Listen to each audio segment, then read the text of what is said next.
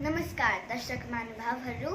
आज ज्येष्ठ नागरिक दिवसको उपलक्ष्यमा ज्येष्ठ नागरिक मञ्चकी अध्यक्ष तथा समाजसेवी प्यारी हजुरआमा सरला कायस्थज्यूसँगको कुराकानी म यहाँहरूलाई प्रस्तुत गर्न गइरहेकी छु। म प्रिसा श्रेष्ठ।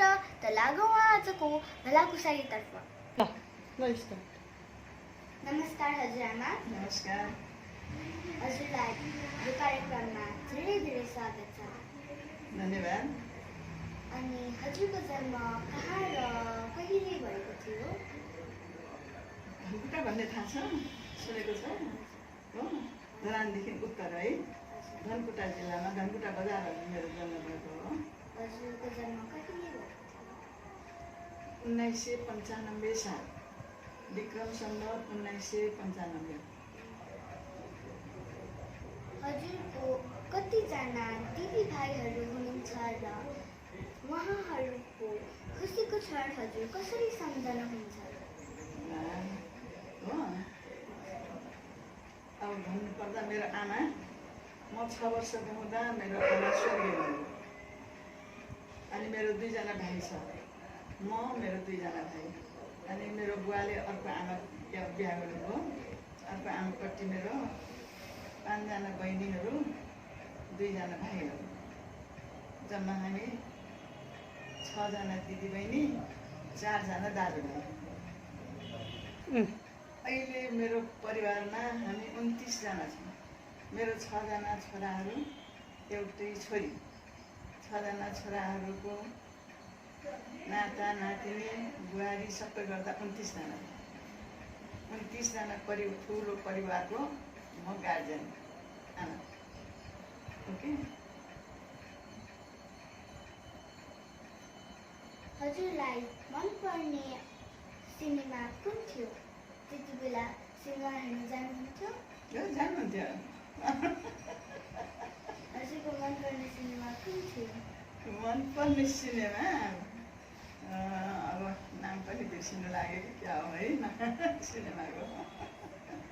मधुबाला खेलेको सिनेमा राम्रो लाग्थ्यो।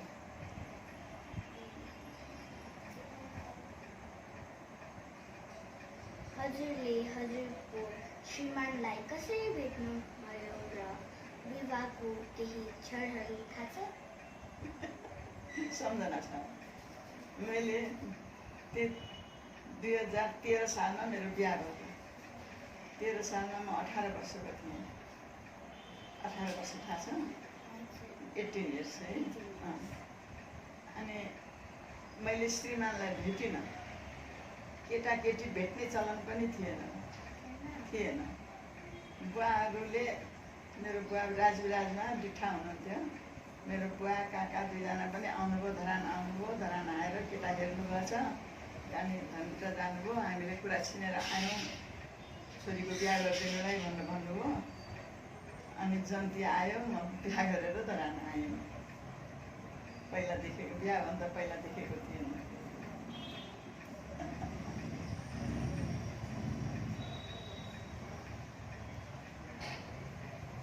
हजुरलाई पहिलोपल्ट आमा भन्ने खबर सुन्दा कस्तो लागेको थियो?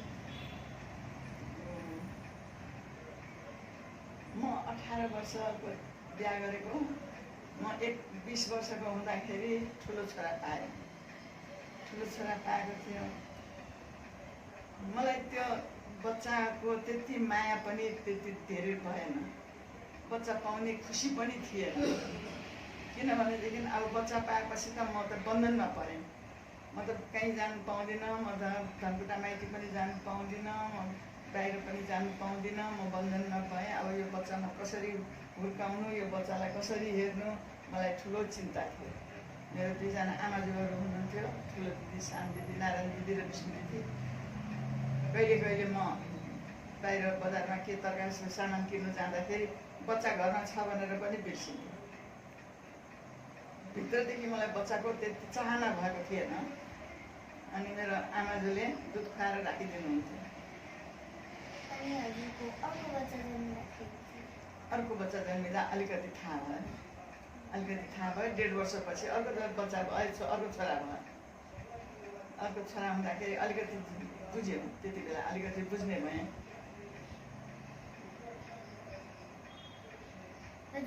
हजुरलाई आफू बुढो हुँदै जाँदा कस्तो अनुभव हुन्छ?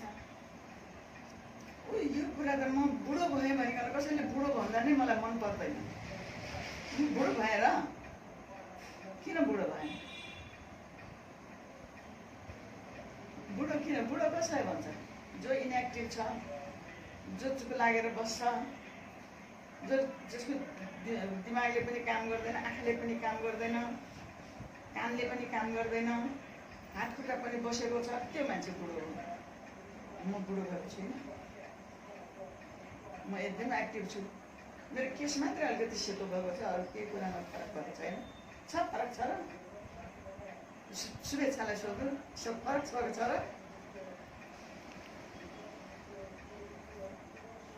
त्यस कारण आई थिङ्क म बुढो भएको छुइनँ।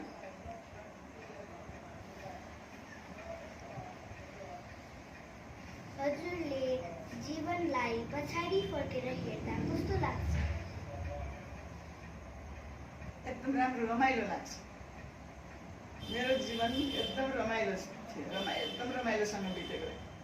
मेरो छोराछोरीहरू पनि एकदम राम्रो थियो, ज्ञानी थियो। छोराहरू सबैजना घरमा 6 जना छोरा, एउटी छोरी। 6 जना छोरा पाएपछि 4 वर्ष पर्खेर छोरी पाएको। छोरी मन परेर, छोरीको चाहना भएर। अनि छोराछोरीहरू मेरो एकदम ज्ञानी थियो। मलाई पहिलेको बच्चाहरू वरिपरि राखेर आफू बसेको बेलामा म त्यो बेलाको सम्झना गर्छु। म कति खुसी थिएँ, कति आनन्द थियो। छोराछोरी वरिपरि बस्थे, सेलरोटी पकाउँथे, वरिपरि सबैजना बस्छ, सबै थाल लिएर आउँछ, छेउमा आउँछ, मलाई पहिला भनेर भन्छ है। अनि चना आलु पकाएर राख्छु, निम्की पकाएर राख्छु, रोटी पकाएर राख्छु, पुरी पकाएर, हलुवा पकाएर। त्यति बेला खुब पुरी हलुवा खाने चलन थियो, सेल पुरी हलुवा खाने चलन थियो। अनि धेरै त हाम्रो खाजामा सेल पुरी हलुवा नै हुन्थ्यो। त्यो सबैजना वरिपरि थाल लिएर मलाई पहिला उसलाई किन पहिला भनिकन भनेको मलाई असाध्यै रमाइलो। अहिले पनि सम्झँदाखेरि रमाइलो लाग्छ। मेरो जेठा छोरा थोरै खान्छ, तर उसलाई राम्रो चाहिन्छ। मासु खायो भने पनि राम्रो पिस खान्छ, थोरै खान्छ। अनि माइला ठिकै छ। साइला छोरा चाहिँ उसलाई जस्तो पनि हुन्छ, तर बटुको भरि चाहिन्छ, बटुको भरि चाहिन्छ उसलाई। हामी बनाना ल्याउँछौँ, बारीमा बनाना थियो, केराको बोटै थियो, केरा ल्याउँछौँ। अनि सबैलाई बाँडिदिन्छौँ। अब पाक्दाखेरि भरि लिएर आउँदाखेरि त पाक्छ नि, बिस्तारै पाक्छ। पाकेको केरा बाँडिदियो भनेदेखि उसलाई एक काङ्गे पुरै चाहिन्छ, साइलालाई चाहिँ। अरूलाई त दुई तिन कोसा खान्थ्यो। त्यो समयको कुरा, त्यो बेलाको कुरा, त्यो छोराछोरीले खुवाउनु पाएको, खाएको है, आफूले आफ्नो हातले खुवाएको खुब रमाइलो। अहिले पनि सम्झँदाखेरि कस्तो आनन्द लाग्छ। त्यो बेला त के, त्यो बेलाको सम्झना गऱ्यो भनेदेखि आफै मक्ख परेर आनन्द लागेर बस्छु। अहिलेको समय र पहिलाको समयलाई हेर्दा यहाँलाई कस्तो लाग्छ? के विषयमा? अहिले कुन विषयमा चेन्ज त भयो? कुन विषयमा सोधे? कुन विषयमा सोध्ने? खानेकुरा, बच्चाहरूलाई खानेकुरा विषयमा सोध्ने, पढ्ने कुरा सोध्ने। पहिलेको बेलामा, हाम्रो बेलामा मैले अघि भने हलुवा, पुरी, सेल पकाएर राख्ने, आलु चना तरकारी भुटेर राख्ने, केटाकेटीलाई खुवाउने। अब अहिले कति चाहिँ फरक भएर आयो। टिनको बट्टा खोल्यो, प्याकेट खोल्यो, बच्चाहरूलाई खुवायो। कति सजिलो लाइफ थियो। त्यति बेलाको लाइफ हार्ड लाइफ, हाम्रो बेलाको लाइफ हार्ड लाइफ थियो। फु गरेर आगो फुकेर पकाउनु पर्छ। अहिले ग्यास बाल्दा हुन्छ। ग्यास भन्दा पनि अहिले त के गर्नु पर्दैन, बिजुलीको यसो प्लग थिच्यो भने इन्डक्सन बल्छ होइन, चुलो बल्छ। कति आनन्द छ, कस्तो समय थियो। हाम्रो समयको कुरामा के विषयमा मात्रै भन्ने। पानी बोक्नुपर्छ, धाराबाट ल्याउनुपर्छ। धनकुटामा त धाराबाट पानी सधैँ बोकेर घरमा ल्याउनुपर्छ। 10 गाग्री पानी बोक्ने मेरो रेस्पोन्सिबिलिटी थियो। अनि सबै भाइ बहिनीहरूले त्यसरी नै बोकेर ल्याउँथ्यौँ हामी। धरान आएपछि धरानमा 4 धारे थियो घर अगाडि। अनि त्यो पनि बर्खामा नाला बगाउँछ, पानीको नाला बगाउँछ, अनि हामी 2 धाराको पानी लिन जानुपर्छ, कुवामा पानी लिन जानुपर्छ, त्यहाँबाट पानी बोकेर ल्याउनुपर्छ। अब अहिले घर घरमा धारा छ, घर घरमा किन, किचनमा धारा छ, बाथरुममा धारा छ, सबै ठाउँमा पानी छ, टोइलेट छ। हामी टोइलेट जानुपर्छ बारीमा, माथि राति पनि बारीमै जानुपर्छ। कहिले कहिले त साँप आउँछ, कतिपल्ट त बाटोमा छेपारो त घर घरमा पनि हुन्छ नि, छेपारो त सबै हाम्रो घरको बारीमा हो त हो।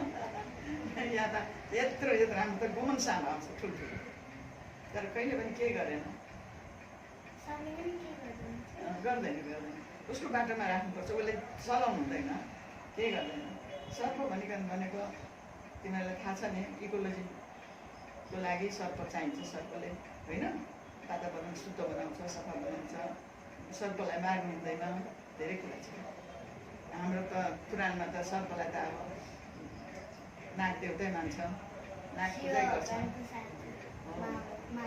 हो। शिवजीको विष्णु भगवानको होइन, विष्णु भगवानले शेषनागको उसमा बसेको छ विष्णु भगवान, शिवजीले गलामा लागेको छ। सर्पलाई त हामी देवताको बाहुनको रूपमा पनि मान्छौँ। हजुरले यो कुरा भनेर मलाई त्यति जिज्ञासा आयो। हजुर पहिला के खेल्नुहुन्थ्यो? जसरी अहिले त भाँडाको चेयर जस्तो हुन्छ, पहिला के खेल्नुहुन्थ्यो? हाम्रो पालोमा त बाहिर आउटडोर खेल्ने भनेको अमल डुमल भनेर खेल्ने है।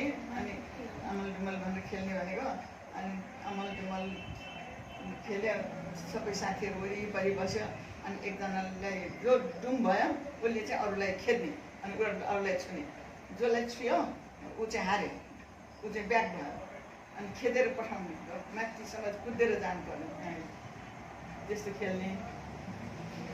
धेरै खेलहरू थियो। पुतली खेल्थ्यो, पुतलीको गुफा राखेर, पुतलीको गरेर।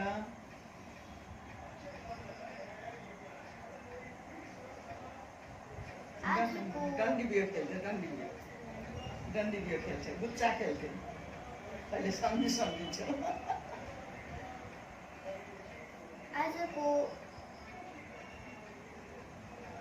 पुस्तालाई यहाँले भोगेका सिकेका अनुभवबाट के भन्न चाहनुहुन्छ? अहिलेको पुस्तालाई हाम्रो समयको चाहिँ अलिकति परिवारबाट, समाजबाट धेरै रेस्ट्रिक्सन थियो। रेस्ट्रिक्सन भनेको बुझ्यो, बाहिर जानु हुँदैन छोरीहरूले साँझ छोडेपछि बेलुका भएपछि बाहिर जानु हुँदैन। बेलुका अरू बाटोमा हिँड्दाखेरि पनि जो पाए त्यही केटाहरूसँग बोल्नु हुँदैन, जहाँ पाए त्यहीँ जानु हुँदैन। ठिक टाइममा स्कुलमा गयो, ठिक टाइममा घर आइपुगेन भने किन आएन, आमा बुवा चाहिँ यसो काकाहरू हेर्न आउनुहुन्थ्यो, किन आएन भनेर। अहिले त्यो समय छैन। अहिले छोरीहरूलाई खुला छ, आत्मनिर्भर हुनुपर्छ, सबै जान्नुपर्छ, सबै काम जान्नुपर्छ, कुरा जान्नुपर्छ, आफ्नो शरीरको बारेमा जान्नुपर्छ। हाम्रो बेलामा त्यस्तो थिएन। महिनावारी भयो भने महिनावारी के हो, सबभन्दा पहिले महिनावारी सबभन्दा पहिले रजस्वला भएको लगेर 12 दिनसम्म कोठामा थुनेर राख्यो है। के हो, जानु हुँदैन, केही पनि काम गर्नु हुँदैन। अहिले पनि छ त्यो त, 3-4 दिनसम्म बार्ने नछुने छ, धेरै घरहरूमा अझ पनि छ। तर अहिले धेरै स्वतन्त्र भयो। रजस्वला भयो भनेको कुरा अहिलेको छोरीहरूलाई सबै कुरा थाहा छ, आफ्नो शरीरको बनावटको बारेमा पनि थाहा छ। अहिले कोरोना भाइरस कोभिड-19 का कारण हामी लामो समयदेखि लकडाउनमा छौँ, हिँड्न डुल्न पाउँदैनौँ। यो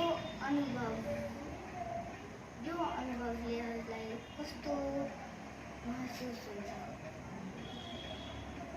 कोरोना भाइरस भनेको पहिले हाम्रो बेलामा बिफर आउँथ्यो। बिफर भनेको स्मल पक्स, स्मल पक्स भनेको के भन्छ माया आउने, माया आएको यो सबै जिउमा फोका आउँथ्यो अनि पाक्थ्यो, माया आउँथ्यो।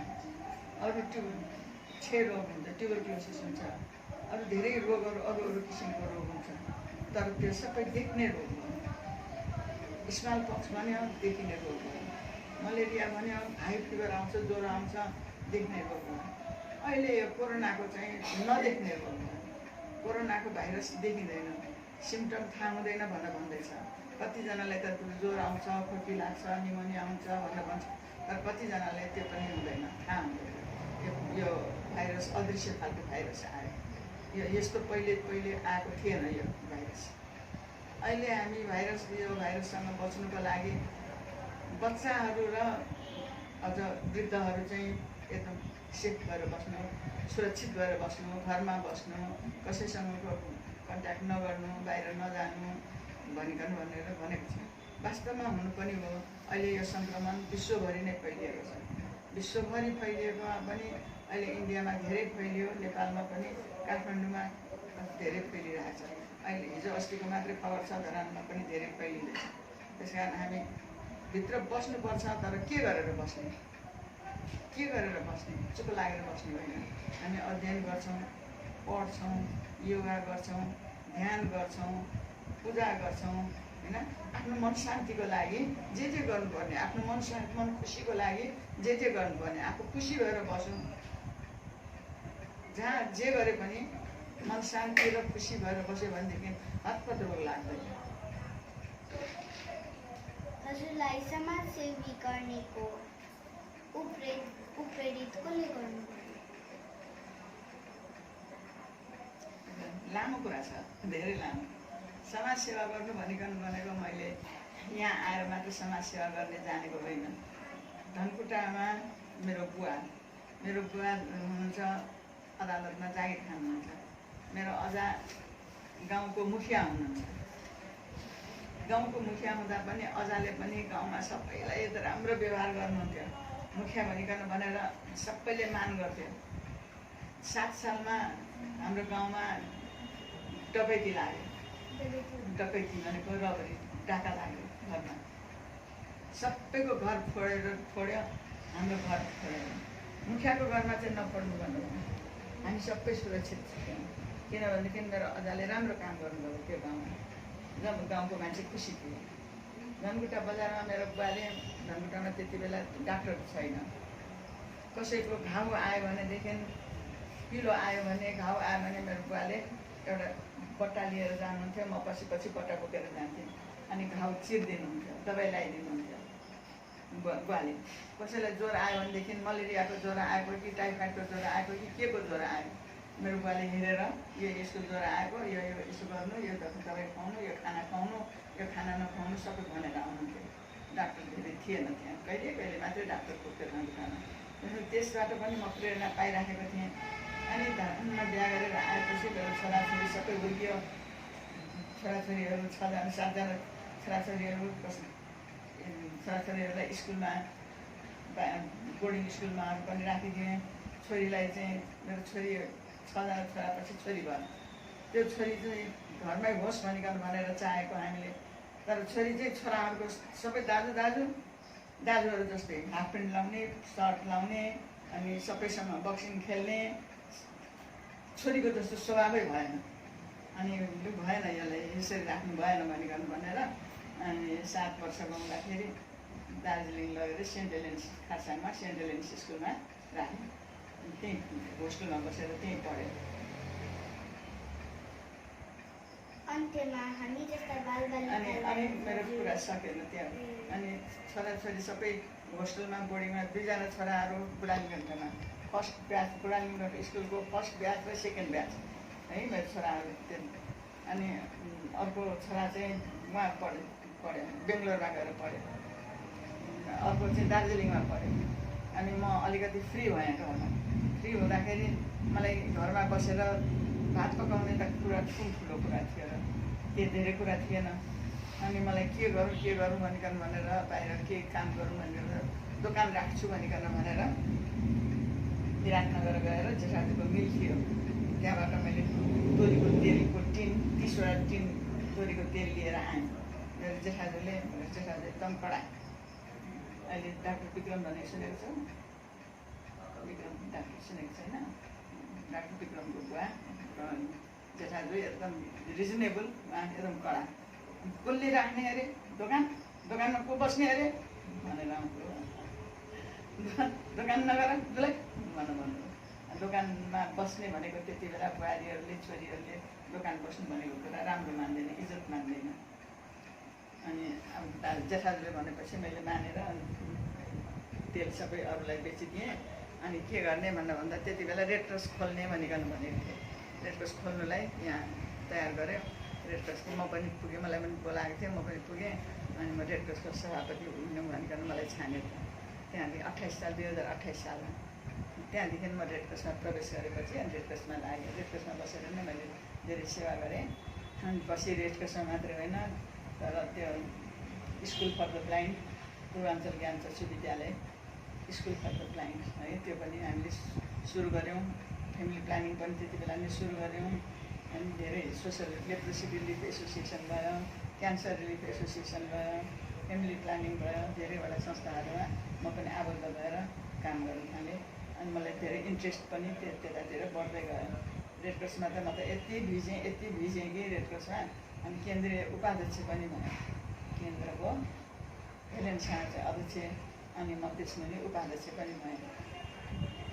मैले रेड क्रसमा 40 वर्ष बिताएँ। यहाँको सुनसरी जिल्लामा फाउन्डर मेम्बर हो, फाउन्डर सभापति हो। तर म चाहिँ लगातार 20-22 वर्षसम्म सभापति, इलेक्टेड सभापति, सधैँ इलेक्सनमा लड्नुपर्ने। जहिले पनि 3-4 पल्ट इलेक्सनमा लडेरै म सभापति भएर काम गरेँ। अनि मलाई रेड क्रस भन्दाखेरि अहिले पनि रेड क्रसमा अब यो उमेरमा चाहिँ मैले रेड क्रस छोडेँ है, तर मेरो मनले रेड क्रस छोडेको छैन र रेड क्रसले पनि मलाई छोडेको छैन। सुनसरीमा रेड क्रस डेको दिनमा मलाई झण्डोत्तोलन गर्नु बोलाउँछ, कुनै पनि कार्यक्रममा मलाई बोलाउँछ। मलाई रेड क्रसप्रति त्यस्तो माया छ कि रेड क्रस भन्ने बित्तिकै मलाई यता मुटुले छुन्छ भन्नुपर्छ। अन्त्यमा हामी जस्ता बालबालिकालाई के भन्न चाहनुहुन्छ? अहिलेको बालबालिकाहरू एकदम भाग्यमानी है, भाग्यमानी। स्कुलमा पढ्नु पनि जानु फ्री छ, पढ्ने वातावरण पनि छ, नयाँ टेक्नोलोजी पनि छ, नयाँ कुराहरू सिक्नु पाउँछ। हरेक कुरामा हाम्रो पालोमा के पढ्यो भन्दा मैट्रिक पास गऱ्यो, एसएलसीले मैट्रिक भन्छ, मैट्रिक पास गऱ्यो, IA pass, BA pass, MA pass. अहिले त कति सब्जेक्ट हो होइन, त्यति चोइस छ, जे पढे पनि हुन्छ। कति छोरीहरू त्यति बेला हाम्रो 12 धरानमा डाक्टर छत्र अनार्ती चाहिँ 12 वर्षमा एसएलसी पास गरेर 22 वर्षमा बनारसबाट डाक्टर भएर आयो। त्यो एउटा एकदम रिभोल्युसन थियो है। अनि त्यस्तै अब कोही त्यस्तो हुन्छ, बोल्ड हुन्छ, जानु सक्यो, बनारससम्म जानु सक्यो, एक्लै बसेर पढेर आउनु सक्यो। त्यस्तै एक दुईजनाको त्यस्तो एक्जाम्पलहरू हेर्नुपर्छ। अहिलेको छोरीहरू सबै बोल्ड हुनुपर्छ, ब्रेभ हुनुपर्छ, पढ्नुपर्छ, पढ्नुलाई ध्यान दिनुपर्छ। पढ्नु जुनसुकै क्षेत्रमा गए पनि, जुनसुकै क्षेत्रमा पढे पनि, जुनसुकै क्षेत्रमा काम गरे पनि आफ्नो कल्चर भन्ने कुरा चाहिँ कहिले पनि नबिर्सिनु। आफ्नो कल्चर, कस्टम अनि आफ्नो इज्जत केमा छ त भन्दाखेरि इज्जत केमा छ? छोरीहरूको इज्जत केमा छ होइन? इज्जत केमा छ भन त? केमा छ इज्जत? केमा छ? धेरै फ्री भएर हिँड्ने होइन। फ्री भन्दाखेरि जे मन लाग्यो त्यही गरेर हिँड्ने होइन होइन। हाम्रो कल्चर कस्टम, हाम्रो पूर्वको कल्चर कस्टम, पश्चिमी देशहरूको कल्चर भिन्दै छ। उनीहरू फ्री छ। उनीहरू 18 वर्षको भएपछि छोरा न छोरी घरबाट जान्छ, बाहिर निस्किन्छ, बिहा गरेर जान्छ, के गरेर जान्छ, आफ्नो खुसी गर्छ। हाम्रो आफ्नो खुसी गर्न पाउँदैन। हाम्रो कल्चर भनेको त्यस्तो छ। बिहा भन्ने कुरा हाम्रो कल्चरमा बिहा भन्ने कुरा केटा र केटीको मात्रै बिहा होइन, हाम्रो परिवारको बिहा हुन्छ, परिवारको बिचमा सम्बन्ध जोडिन्छ। त्यस कारण त्यो इज्जत राख्नुपर्छ भन्ने हो। आफ्नो इज्जत राखेर ब्रेभ भएर काम गर्नु, बोल्ड हुनु, अनि आफ्नो एममा पुग्नुलाई चाहिँ, आफ्नो लक्ष्यमा पुग्नुलाई चाहिँ यति कोसिस गर्नु। धन्यवाद प्यारी हजुरआमा सरला कायस्थज्यू। हजुरले हामीलाई समय दिनुभएकोमा म असाध्यै खुसी छु र मलाई पक्कै पनि थाहा छ मेरो दर्शकहरूलाई एकदमै मन पर्यो। त्यो भएर लाइक, सेयर, सब्सक्राइब गरिदिनु होला। Stay safe, stay at home, save lives.